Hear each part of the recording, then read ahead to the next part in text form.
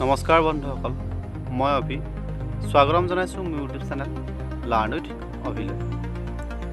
আজি আমি আলোচনা কৰিম সাহিত্যৰ ওপৰত আহি থকা কেইটামান উল্লেখযোগ্য প্ৰশ্ন উত্তৰৰ বিষয়ে।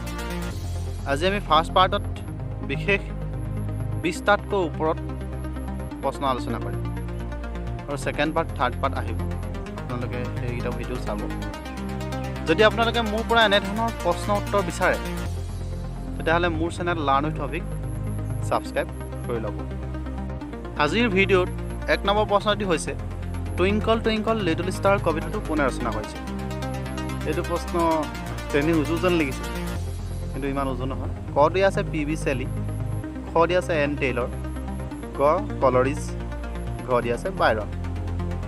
উত্তৰটো হ'ব আমাৰ খ এন টেইলৰ। 2 নম্বৰত আছে বিশ্বৰ বৃহত্তম উপন্যাসখনৰ নাম কি?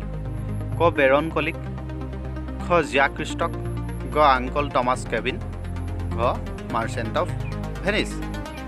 উত্তৰ হ'ব বিশ্বৰ বৃহত্তম উপন্যাসখনৰ নাম হৈছে জ্যাক ক্ৰিষ্টক, খ।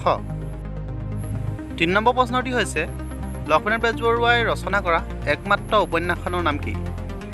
ক দি আছে পদুম কুঁৱৰী, খ জয়মতী কুঁৱৰী, গ জুনুকা, ঘ জীৱনৰ বাটত। উত্তৰটো হ'ব লক্ষ্মীনাথ বেজবৰুৱাই ৰচনা কৰা একমাত্ৰ উপন্যাসখনৰ নাম হৈছে ক পদুম কুঁৱৰী। 4 নম্বৰ প্ৰশ্নটি হৈছে লক্ষ্মীনাথ বেজবৰুৱাই অসম সাহিত্য সভাৰ কোন অধিৱেশনৰ সভাপতি আছিল? ক 1924 চনৰ চতুৰ্থ অসম সাহিত্য সভাৰ, খ 1926 চনৰ ধুবুৰীত অনুষ্ঠিত অসম সাহিত্য সভাৰ, গ 1920 চনৰ তেজপুৰ অসম সাহিত্য সভাৰ, ঘ 1919 চনৰ বৰপেটা অসম সাহিত্য সভাৰ। উত্তৰটো হৈছে ক 1924 চনৰ চতুৰ্থ অসম সাহিত্য সভাৰ। 5 নম্বৰ প্ৰশ্নটি হৈছে মই এতিয়া হোম এই কথাষাৰ কোনগৰাকী কবিৰ শেষ কথা আছিল? ক দিয়া আছে টেনিছন, খ বাইৰন, গ হেলেন কেলাৰ, ঘ উইলিয়াম গ্ৰে। উত্তৰটো হ'ব খ বাইৰন। 6 নম্বৰ প্ৰশ্নটো আছে বাইবেলৰ অৰ্থ কি? ক দিয়া আছে কিতাপ, খ দিয়া আছে স্বৰ্গ, গটো ঈশ্বৰ, ঘটো ব্ৰহ্মাণ্ড। উত্তৰটো হ'ব বাইবেলৰ অৰ্থ হৈছে কিতাপ, খ নহয় ক। চৰি, মাজে মাজে কিছুমান ভুল হৈ যাব পাৰে। 7 নম্বৰ প্ৰশ্নটি হৈছে কোনগৰাকী ইংৰাজ সাহিত্যিকে নবেল বঁটা প্ৰত্যাখ্যান কৰিছিল? ক দি আছে থমাছ মুৰ, খ লৰ্ড টেনিছন, গ শ্বেক্সপিয়েৰ, ঘ জৰ্জ বাৰ্নাৰ্ড ছ।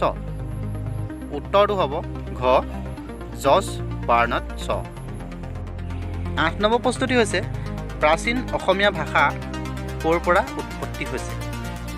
ক দ্ৰাবিড় ভাষাৰ পৰা, খ ইণ্ডো ইৰানীয় ভাষাৰ পৰা, গ অষ্টিক ভাষাৰ পৰা, ঘ মাগধী অপভ্ৰংশৰ পৰা। উত্তৰটো হ'ব ঘ মাগধী অপভ্ৰংশৰ পৰা প্ৰাচীন অসমীয়া ভাষা উৎপত্তি হৈছে। 9 নম্বৰ প্ৰশ্নটি হৈছে অসমীয়া ভাষাৰ প্ৰথম সাহিত্যিক নিদৰ্শন কি?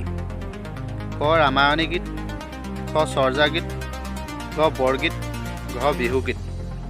উত্তৰটো হৈছে খ অসমীয়া ভাষাৰ প্ৰথম সাহিত্যিক নিদৰ্শন চৰ্যা গীত।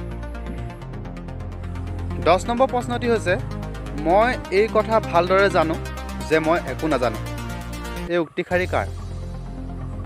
ক দিয়া আছে ছক্ৰেটিছ, খ লৰ্ড টেনিছন, গ শ্বেক্সপিয়েৰ, ঘ কাউণ্ট মৰিছ মেটাৰলিংক। উত্তৰটো হ'ব মই এই কথা ভালদৰে জানো যে মই একো নাজানো। এইটো মহৎ লোকৰ বাণী বুলি আমি জানো বিশেষ। উত্তৰটো হ'ব ক ছক্ৰেটিছ। 11 নম্বৰ প্ৰশ্নটো হৈছে ৰবীন্দ্ৰনাথ ঠাকুৰক প্ৰথমে কোনে গুৰুদেৱ বুলি সম্বোধন কৰিছিল? ক সুভাষ চন্দ্ৰ বসু, খ মহাত্মা গান্ধী, গ জৱাহৰলাল নেহৰু, খ বিধান চন্দ্ৰ ৰায়। উত্তৰটো হ'ব ৰবীন্দ্ৰনাথ ঠাকুৰক প্ৰথমে মহাত্মা গান্ধীয়ে গুৰুদেৱ বুলি সম্বোধন কৰিছিল। উত্তৰ খ মহাত্মা গান্ধী। 12 নম্বৰ প্ৰশ্নটো হৈছে ৰবীন্দ্ৰনাথ ঠাকুৰক কোনে বিশ্বকবি সন্মান যাচিছিল? ক ব্ৰহ্মবান্ধৱ উপাধ্যায়, খ মহাত্মা গান্ধী, গ জৱাহৰলাল নেহৰু, খ বিধান চন্দ্ৰ ৰায়। উত্তৰটো হ'ব ক ব্ৰহ্মবান্ধৱ উপাধ্যায় ৰবীন্দ্ৰনাথ ঠাকুৰক বিশ্বকবি সন্মান যাচিছিল। 13 নম্বৰ প্ৰশ্নটি হৈছে ৰবীন্দ্ৰনাথ ঠাকুৰৰ প্ৰথম কাব্যগ্ৰন্থখনৰ নাম কি? ক নৈবদ্য, খ কবি কাহিনী, গ সোণাৰ তৰি, ঘ গীতাঞ্জলি। উত্তৰটো হ'ব ৰবীন্দ্ৰনাথ ঠাকুৰৰ প্ৰথম কাব্যগ্ৰন্থখনৰ নাম কবি কাহিনী, খ কবি কাহিনী। 14 নম্বৰ প্ৰশ্নটি হৈছে কোনখন গ্ৰন্থৰ বাবে ৰবীন্দ্ৰনাথ ঠাকুৰে সাহিত্যৰ নবেল বঁটা লাভ কৰিছিল? ক নৈবেদ্য, খ কবি কাহিনী, গ সোণাৰ তৰি, ঘ গীতাঞ্জলি।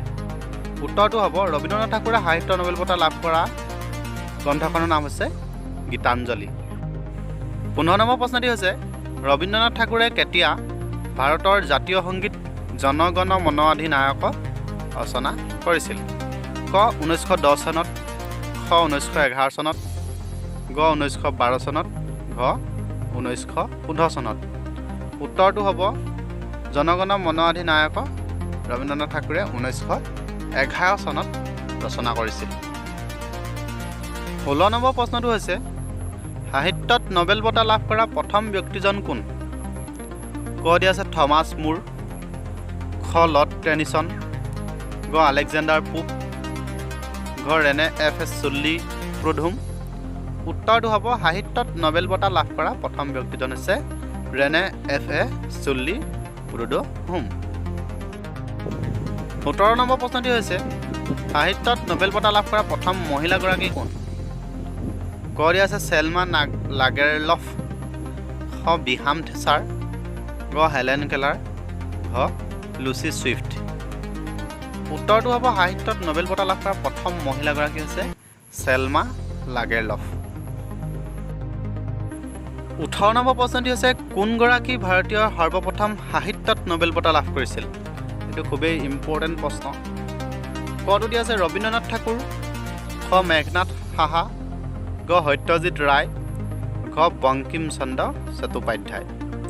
উত্তৰটো হ'ব সৰ্বপ্ৰথম সাহিত্যত নবেল বঁটা লাভ কৰা ভাৰতীয়জনৰ নাম হৈছে ক ৰবীন্দ্ৰনাথ ঠাকুৰ। 19 নম্বৰ প্ৰশ্নটো হৈছে অসমীয়া ভাষাৰ প্ৰধান উপভাষা কি? ক দিয়া আছে কামৰূপী, খ দক্ষিণ কামৰূপী, ঘ বঙালী, ঘ নলবাৰী। উত্তৰটো হ'ব অসমীয়া ভাষাৰ প্ৰধান উপভাষা ক কামৰূপী। 20 নম্বৰ প্ৰশ্নটো হৈছে কোনো এটা ভাষা অঞ্চলভেদে থকা আঞ্চলিক ৰূপক কি বুলি কোৱা হয়? ক দিয়া আছে মান্য ভাষা, খ উপভাষা, গ আঞ্চলিক ভাষা, ঘ লিখিত ভাষা। উত্তৰটো হ'ব খ উপভাষা। 21 নম্বৰ প্ৰশ্নটো হৈছে এটা ভাষাত উপভাষা কেইটা থাকে? ক এটা, খ দুটা, গ বহুতো, ঘ এটাও নাথাকে। উত্তৰটো হ'ব এটা ভাষাত উপভাষা বহুতো থাকে। উত্তৰটো গ। 22 নম্বৰ প্ৰশ্নটো হৈছে বৰ্তমান অসমৰ মান্য ভাষাটো কোন অঞ্চলৰ উপভাষা আছিল? ক গুৱাহাটীৰ, খ কামৰূপৰ, গ শিৱসাগৰ, ঘ যোৰহাটৰ। উত্তৰটো হ'ব গ শিৱসাগৰ। 23 নম্বৰ প্ৰশ্নটো হৈছে সাহিত্য ক্ষেত্ৰত ভাৰতৰ সৰ্বোচ্চ পুৰস্কাৰ কোনটো? ক জ্ঞানপীঠ বঁটা, খ সাহিত্য একাডেমী বঁটা, গ ৰবীন্দ্ৰ পুৰস্কাৰ, ঘ গান্ধী শান্তি বঁটা। উত্তৰটো হ'ব সাহিত্য ক্ষেত্ৰত ভাৰতৰ সৰ্বোচ্চ পুৰস্কাৰ বঁটাটো হৈছে ক জ্ঞানপীঠ বঁটা। 24 নম্বৰ প্ৰশ্নটো হৈছে অসমৰ প্ৰথম সংবাদপত্ৰখনৰ নাম কি? ক অৰুণোদয়, খ উইকলি মেইল, গ দ্য মিৰ'ৰ, ঘ দ্য টাইমছ। উত্তৰটো হ'ব ক অৰুণোদয়। 25 নম্বৰ প্ৰশ্নটো হৈছে কাক ভাৰতৰ শ্বেক্সপিয়াৰ বুলি কোৱা হয়? ক বদায়নী, খ ৰবীন্দ্ৰনাথ ঠাকুৰ, গ মহম্মদ ইকবাল, ঘ মহাকবি কালিদাস। উত্তৰটো হ'ব ভাৰতৰ শ্বেক্সপিয়াৰ বুলি মহাকবি কালিদাসক কোৱা হয়। উত্তৰটো ঘ। আজিৰ ভিডিঅ' অন্তিম তথা শেষৰ প্ৰশ্নটি হৈছে বিশ্বৰ সৰ্বাধিক লোকে কোৱা ভাষাটোৰ নাম কি? ক দিয়া আছে মাণ্ডাৰিন ভাষা, খ খ উজবেক ভাষা, গ জাপানী ভাষা, ঘ অষ্ট্ৰিয়াৰ ভাষা। উত্তৰটো হৈছে ক মাণ্ডাৰিন ভাষা বিশ্বৰ সৰ্বাধিক লোকে কোৱা ভাষা। যদি আপোনালোকে মোৰ ভিডিঅ'টো চাই ভাল পালে like, comment, share and subscribe কৰি দিব। যদি মোৰ পৰা এনেধৰণৰ ভিডিঅ' চাব বিচাৰে তেতিয়াহ'লে মোৰ channel Learn With Abhik subscribe কৰি কাষতে থকা বেল আইকনটো বজাই ল'ব। ভিডিঅ'টো শেষলৈকে চোৱাৰ বাবে বহুত বহুত ধন্যবাদ। থেংকছ ফৰ ৱাচিং।